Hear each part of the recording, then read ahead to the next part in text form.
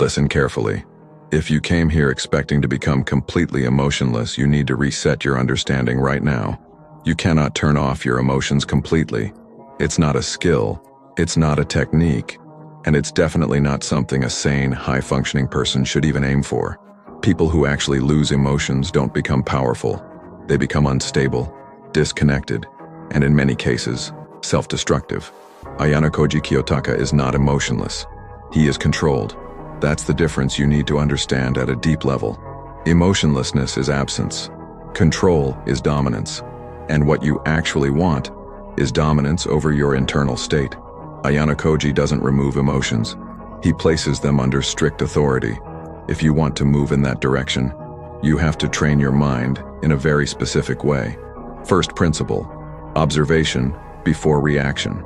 Most people live in reaction mode. Someone disrespects them, they react instantly. Someone ignores them, they feel insecure immediately. Something doesn't go their way, they panic or get frustrated. This is automatic behavior, and automatic behavior is weakness. Ayanokoji never operates automatically. There is always a gap between what happens and how he responds. That gap is where control exists. When something triggers you, your brain generates an emotional impulse within milliseconds. That impulse is not the problem. The problem is you acting on it without evaluation. Ayanokoji's mindset inserts a filter. He pauses, even if it's just for a second, and evaluates the situation from a detached perspective. He asks, what is the outcome of reacting here? Does this move me forward or backward? If reacting emotionally gives no advantage, he doesn't do it. This is not suppression, this is selection. You need to train this by forcing micro-pauses in real situations. Someone insults you, pause. Someone challenges you, pause. Bad news, pause. At first it will feel unnatural, even weak. But over time, that pause becomes your greatest weapon. Second principle: detachment from outcomes. Most of your emotional instability comes from expectations. You expect people to respect you. You expect plans to work out. You expect effort to guarantee results. And when reality doesn't match those expectations, your emotions spike: anger, disappointment, anxiety. Ayanokoji doesn't anchor himself to outcomes. He focuses on execution. He understands a brutal truth. You don't control results, you control inputs.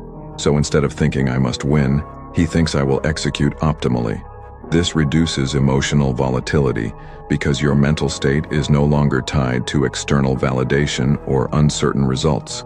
You need to shift your thinking from result-based identity to process-based identity. If you did your part correctly, the outcome becomes secondary. This doesn't mean you don't care. It means you don't let outcomes destabilize you. Third principle: separate identity from emotion. This is where most people completely lose control. They don't just feel emotions, they become them. I am angry. I am anxious. I am BA with emotion. He treats emotions as hurt. Ayanokoji never merges identity temporary signals, not definitions. If anger appears, it's just information. If fear appears, it's just information. He analyzes it instead of becoming it. You need to change your internal language. Stop saying I am angry. Start saying I feel anger right now.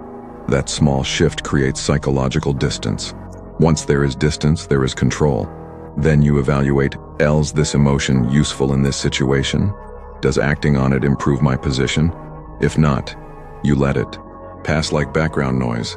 This is not denial. It's conscious detachment. Fourth principle: strategic emotional suppression, not permanent numbness. This is where people destroy themselves. They hear, be like Ayanokoji, and start suppressing everything. They stop expressing, stop feeling, stop connecting. They think coldness equals strength. It doesn't. LT creates internal pressure that eventually explodes. Ayanokoji is not permanently cold. He is selectively cold.